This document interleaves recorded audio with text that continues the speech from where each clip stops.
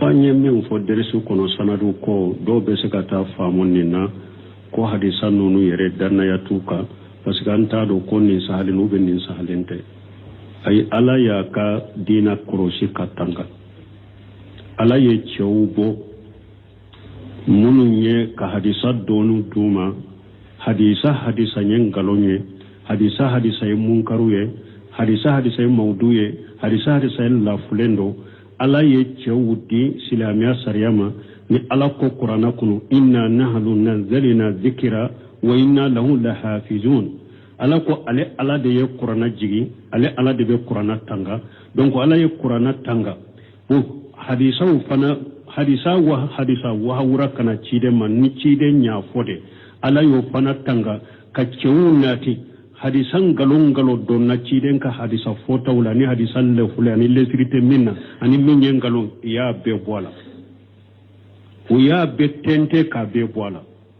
ede tado sino hadisa koy anyaga mbilinte hadisa tigo bolo a be tente lendo sanadu irijalu hadisa ka irijalu donendu bolo uye sanadu be tente ka be kolosi cidenye kuma foka saha na sabati lendo ko o bo kuma munu ni cide mu fo nu yu galonda la ube nu la fulendo ku bonyona ala de ko qur'ana kuno ma yanti wana le hawa in huwa illa wahyuha ako ciden te kuma na nindi ngoy aye kuma fo ne ala de ya wahawma ciden da ye fengo fo de ala ya be kolosi ka cewdi islamiya sariya minyo betente ka di sangalon hadisan lan fuleni lesrite munu na ku bodina la ka ciden ka sa sahalu tente ku bila mo bodo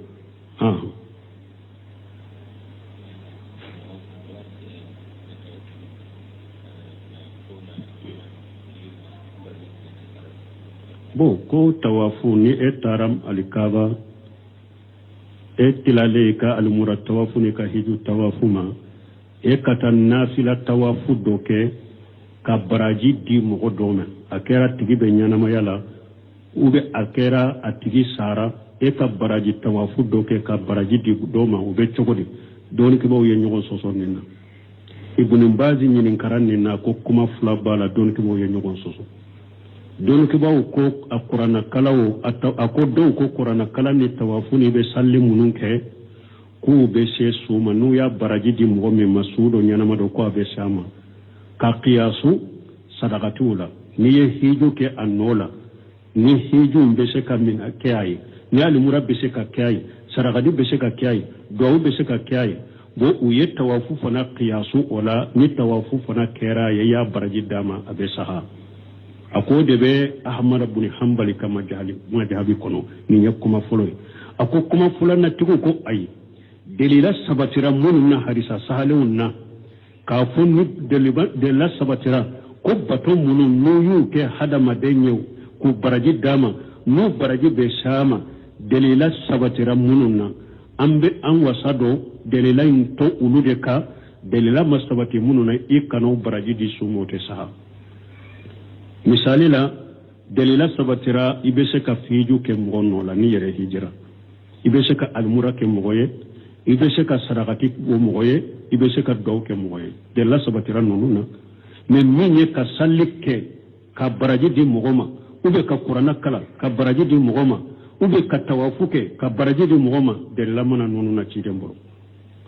delila masabati nonuna chidembolo donc wala ibumbaji ko aleye min kenaya ako ka tawafu nafila tawafu ke ka baraji di doma suda be nyanamala atenya ka salli ko ba baraji di mo atenya ka qur'ana kala ko ba baraji di mo ako atenya kuma sahale delila nana munka ambato uludela cheikh salih fawzan yo nyoko fu ako ahmad ibn hanbal majhabi la balade ibe se ka tawafu ke mo ba baraji suru ka ke qiyasu ako an mi alebe mi fo ika tawafu ki yere yi tawafu to iba fe ka duwa ke minye ka duwa kai me ka tawafu kire donc abdulaziz rajihi fana nyinin karanin na ayi kuma fulayin fa ko me kuma min sahalendo della sabatira ko munu no kera mo wore no ke ko baraji di mo meru no baraji be sama akon nani de do hijun alumura sarakati bo duwa akon me atto tawafu qur'ana kala salli ni yen ibe nunun ki yere de ni yen nunun ko kubu baraji di mo matenya nya ye bulo semino de ba Allah daga ka fo pasika be amara bun ham ande majabila do sirmu ba fo ko ni tawafu ke mo ye ube ye qur'ana kalai ka baraji dama be shama komi e wa sadaqatun ni duwa tan ho ni ona tabe ale yere fana ko me ale be min fo mo ye ika tawafu ki yere ika tawafu ni ka qur'ana kalu ni ka salli ku yere ye iba fi ka duwa ke mo min ye ka hera la sama i tawafu to ika tawafu ki yere ka duwa ka tiye wala amin min fo kuma sahale tawafu baraji te sekati tuman bunu seminu ko yenni fa ko paske ciide nyere ko qur'ana kono ciide nyere ko sallallahu alaihi wasallam kono ijama ta ibn adam in qata amalu illa min salas sadaqatun jariya aw ilmun yuntafaw bihi sabana aw waladu salihu yadu lahu ciide nyere dawde fo amma fu ube ye denyuma to abe tawafu kiye amma fu ube ye denyuma to be qur'ana kalaye akwa abe dawu kiye de wala delila sabatira munu na ku baraji be se suma an kanda wala ikabato to iyere ku ki yere be do min ke mo wore ko ke mbode fo ni yorola afulana ambal make tunye do nyinin ka koni ewa mo ari be kelela e bolon koni tara dala yiki iya sama kabo anyun karila o be chogori an ko kiriro ne komi ale be bo yoro jammi nawnu na sababula ani afana be sur mugo mako bala anya yan kanyin kadin jabi bukhari bonda ke ala abdullah ibn amr ka hadisa be kiden tilela mugo fula kelela doye buddo bolon koni ki adda kono ayen min ka ya bolon koni jakwa sama kabo ayene nyi fula min fule ninye buruna anyum buruna unana kiri tige ciden fe ciden ko adola kele ibi ibarima kekki ka bolo nyimi ka ki kumi nyame chema abe mugo bolo abe fenki chogomi awa la diyata laka diyatiye wala diyata tigiyede ni koni ani mugo kelela ini mugo kelela ube eye mugo bolon koni do idda kono ka ki na ya bolon koni jakwa sama ni nyumburu la iperdila kisa sutala diyata la iperdila de ciden ko be aywa hadisan na chogo dola akwa ba bolon ko ni to ida kuna ika nyimi ko mi nyame chebe fe nyimi chogo miya ja ko ba boda be kisi chogo miya boda ke ni nyumburu na iperedira dia taala tasara wa alaikum salam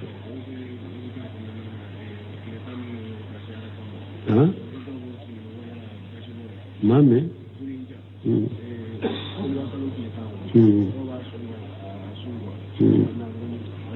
bon ko salli ewa la ya kantige salli kalo ile kononto kata salli do mako do ba be su delila bala inshallah ndella ka kutuba kala nye jabu kala ni ala sunna fana ana to kutuba be kala delila bala ciden ko ma min ayyam al amalu salih fihinna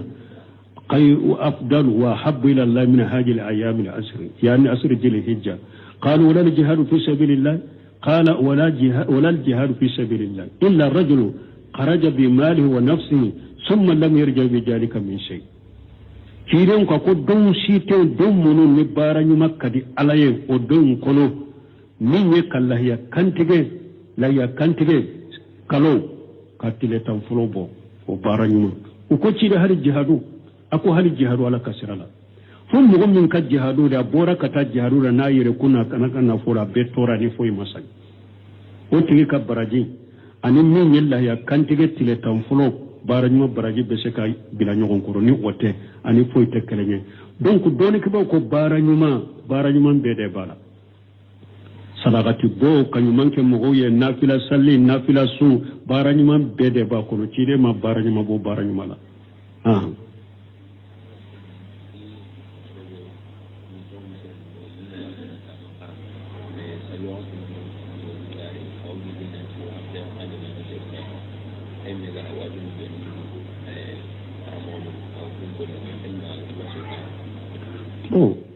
ko ewa wulu be misiri dola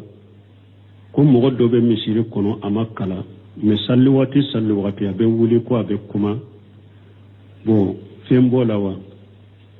donc misiri nyema munun be ulu de kanko obali ube aya min fo wanna li masajida lillahi fala tadu ma la ahada misiru ya ala de tay akana fo wore ka fara ala ka misiru kono ka fo misiri te mo tay ikana mo bala ka kuma la ikana mo bo misiri mo tay te mo siri te mo tay misiri ala de tay mais ni mo min ye fenke misiri kono ni ala ta te be boke ande ebo ni eye ala ta tanake misiri kono iye ciiden ta tanake misiri kono mbi bo ewo misiru ye ala tai o yede bato munun baka kuna kaga dusukun kalashi misiru kono ka bato beke alai no o tayira ko nyamate misiri lade o tayira ko tigite misiri lade en ko ali kaba kilo be do de bol ni o ma ali kaba daile be se ka do ni haramu mugo ko mugo do ye dezorulu ke misiri ko aya labo mogo ba fu ko ete labo tigi be misiri lade nyema be misiri la nyebo be misiri la mogo ko fam tigi be misiri la nyemo be misiri la ka fu misiri ala tay wele be bato ke misiri kono ake ala kelempe we iki dusu kala hika bato ke ala ye me nyemo de be misiri la ni ye ala tabali misiri kono de ni ye ala tay ni ye ciden tay ko bali misiri kono bali kunta ala ninde haramu yara o man ajala min mana masajid allah o kambe odema ni ala ta ciden ta ya bali misiri kono bali kunta ala kembe odela sino cide ka ama fore akoni mo min ye jabadu o be lay akasa bay awa adakono akana giranka misirula katum madina koni mo min ni ayel lay o be kuraso o be jaba na ya kasa minda aya bolo mina kabo misiri kuna kata bila baqiya imamuna maliki tumami atumbe dersura doko arrahmanu ala al-arshi istawa wa kayfa al-istiwa ako maliki ma ako ala ko akoro tara la rishika ala koro tara tuguri la rishika imamuna maliki mun kalinya torofo wa shira ako al-istiwa ma'lum wal kayfiyya majhul wa su'alu anhu bid'a ما أراك وما ما أراك إلا مبتدئ فأخرج أن هذه المبتدئ إمامنا مالك قال كرو ترى لا رشيك ربك نقول دونين دو أنا بتقول لا رشيك أكون تودو كم مغني منك ولا بديادو والإيمان به واجب يكلم من نقول بالله رشيك فنويك واجبيه أو نما أي فوي نبدأ مغتة أي نبدأ بو مشركون أي بونك جمالا uya malika kalande nyamina kasama kabo misiri kono donc ni fenkel mamur muqtari shinkete nyami abeni hadisa saraw akoni ciden ko ni mogomi ni jaba kasa bala lay kasa bala anka labbo misiri kono akon min be bidia chari misiri kono do mana min tora be hada madun ka janya na mayaka ciden ko o kabbo misiri kono mogomin tora be dina ka ode te boa ando de bo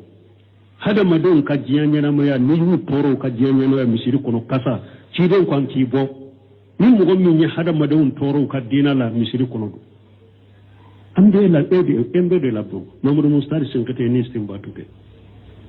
donc wajuli mo gommi be dawa ke mo gommi be wajuli ke doni ke bagawde do hari nyame karamugo do la karamugo tumamu ya yirula yala ni bidiya mo nana misiri wala wiya jama kulu dofo kuma anto togofo jamana la halakama bidiya jama kulu do be dawala nana an kan misiri la an ku gewa ko ay na wute fama wiye atese ka mo ge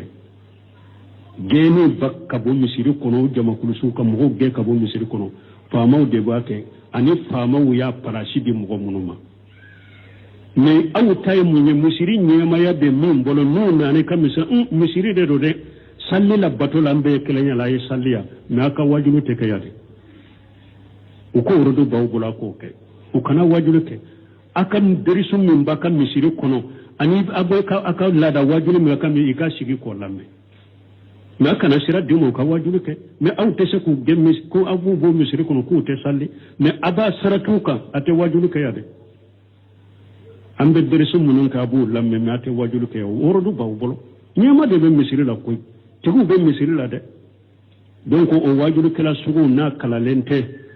ci ala ko qur'ana kuno qul hadhihi sabil adu ila allah la basirati ana wa man taba'ani aw ciden ko abe dawa minna akon ninde ne kasrai ninde woloni ke katin tigi alama ala basira donika aw ne kelente ana wa man taba'ani mugo tuguran ne ciden ko ni be wa dawa ke dinala e be woloni ke al amru bil ma'ruf wa nahy anil munkar kasru ikala lendo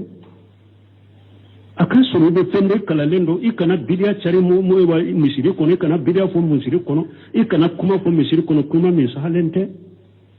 wala ande min fo mo ka tora be dina ka misiri kono abe bidia wajulu de ke uba be kuma fo sababate kuma mununa uba be joka ke kisa kontan fo de ni nyema munun be misiri la ya bala kana fo ka misiri kono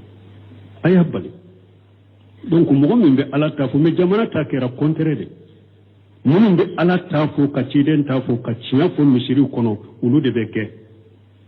munun be bidia chari kan ngalon fo ka ke to sa kontan fo misiri kono ulu de be bismillah misiri kono ku bonyo ku karam ni sunna mo sunna wajibu kala nyumam be koro jamano ka misiri kono hari ni e almame te se ki sako fo misiri kono e sunna ngal mame doni fule la ibe ciya don ibe haqiqa don jamano ka misiri kono te se ka haqiqa info ne bidia fo baga ni pesa konta fo la bena kuma lankulo fo la bena min karaye abafo fo be ni senju akoro min de wajule men ite do mugo ate mugo tegere ma te do mugo gasila me min ba fo ni haramu yara ni we sunnay ni we bidia ni we musrikay ni we fulan ka fo an kanan ni kan kan ninde ke ko aka kuma ka giri dikta terido ede bekke o ye kontre de mugo munun be bidia chari o be wajulu ke musiri kono doni to bolo ulu de kanka bali e misiri be kaka misiri la e ta haramu la ka mikro take ni misiri e beta ya ali kaba ko ne ala yere fo qur'ana kono ko be de kakala o no fo ali kaba ko la me ta mikro take ko ni misiri be de ta mikro take ka soro ciren ka hadisa do fulen ni munga ako wala yatakhaddamanna rajula fi sultanihi illa bi ijnihi ciden kadisa de be nununa akon mugo min yoro min ka kebariya ba bolo mugo min misiri anyema ya bale de bolo ikana na misiri kono koyibe bilanye ka foyi ke nema jenyina fi wala ya ummanna de wala ya ummanna rajulan fi sultanihi ay fi sultanihi fana de wala ya ummanna rajula في بيته ولا في سلطانه إلا بإذنه في بيته أو بي في سلطانه وبي يرو ni ala ya nyema ya di mugo mama e na mugo ma duti ga ba ka du kono e kana bilo nye ko be foi ka ka du kono ne ma sarama na ma jendima hari sigi yoro fo ale de ka sigi yoro do labbi isigi ya me kana ta sigi yoro do la ma inya mare ka sigi yoro mi abu tugo la misiri kono nawla ni mana misiri la misiri nyema minya kali mamiratu we minya be misiri kono e kana mikro ta salli wala la be misiri kono e kana mikro ta ko be salli wala ka soro salli wala la min ba misiri kono ube alimami ya manya mari adima e kana mikro ta ko be wajuri ke alimami min be misiri kono manya mari adima e kana ko fonde teme mugonye kam mugola salli ko alimami taradera ni nya mari adima inni ya ke ya haramu ke don ko do ko ka salli masayire an kan nun korosi de musiru ya ala ta de me ala yo nun juru nun kan yema ya de do de made sariyala o ka korosi wala kan yin kali jabu no mugo be dezoru de ke misirila wordo be misiri nyema bolo ifi la bo misiri kono be ke balala ni fitina tala ni fitina bala yoro min be nu kan ka lase o yoroma no o be seki ka daga bo misiri kono o be ta lase o yoroma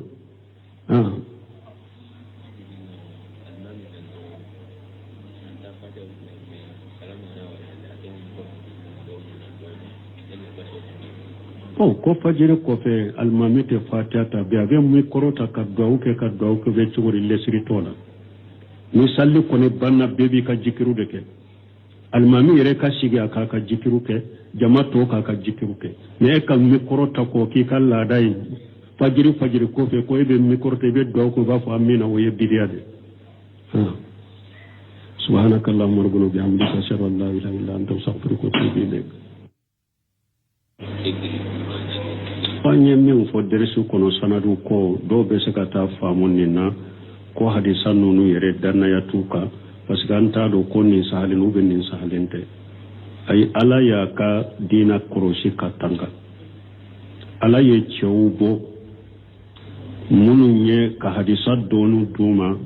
hadisa nyen galonye hadisa ye munkaruye hadisa ye mauduye hadisa ye lafulendo ala ye chewudi silamiya sariyama ni ala ko qur'ana kunu inna nahnu nazzalna dhikra wa inna lahu lahafizun ala ko ale ala de ye qur'ana jigi ale ala de be qur'ana tanga donc ala ye qur'ana tanga hadisa wa hawra kana cide man ni cide nya fode ala yo fana tanga ka cewunati hadisan galongalo don na ciden ka hadisa fota wala ni hadisan le fulani lesirite minna ani minyen galon ya be bola o ya be tente ka be bola ede tado sino hadisa koy anyaga milinte hadisa tigu bolo a be tente lendo sanadu irijalu hadisa ka irijalu donendu bolo o ye sanadu be tente ka be kolosi ciden kuma fo ka saha na sabati lendo ko o bo kuma munu ni cide mu fo nu yu galonda la ube nu la fulendo ku bo nyogona ala de ko qur'ana kuno ma yanti wana le hawa in huwa illa wahyuha ako ciden te kuma na nindi ngoye aye kuma fo ne ala de ya wahoma ciden da ye fengo fo de ala ya be kolosi ka cewdi islamiya sariya yo minyo betente ka hadisan galon hadisan lan fuleni lesirite munu na ku bo dinala ka ciden ka hadisa sahalu tente ku bila mugo bodo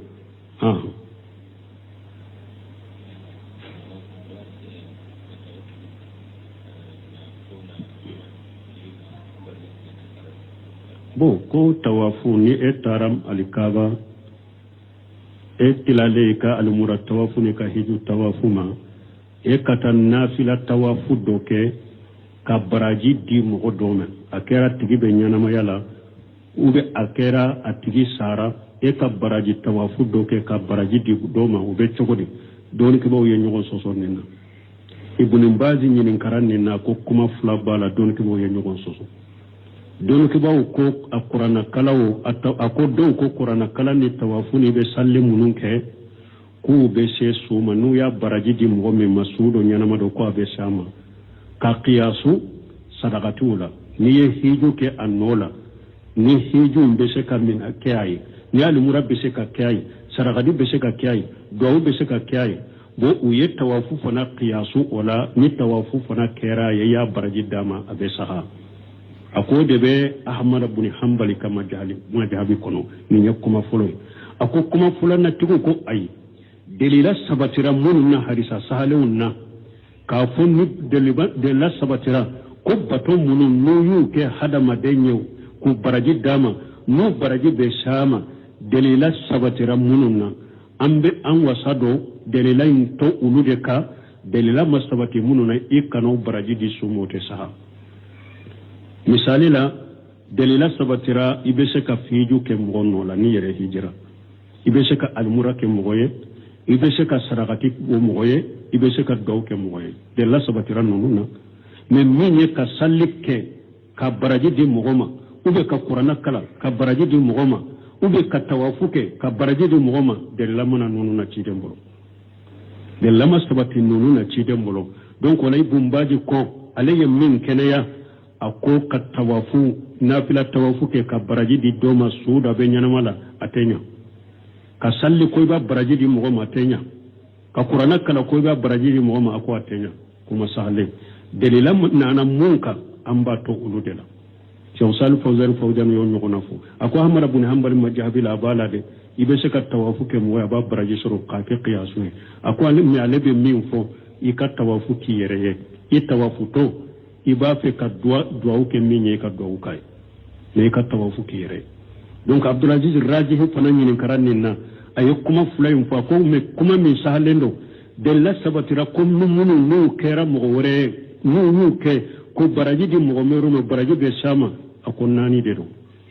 hijun alumura sarakati bo doa akon me atto tawafu qur'ana kala salli niyen iben nunun ki yerede niyen nunun ko kubu baraji di mo matenya nya ye bulo semenu de ba Allah daga ka fo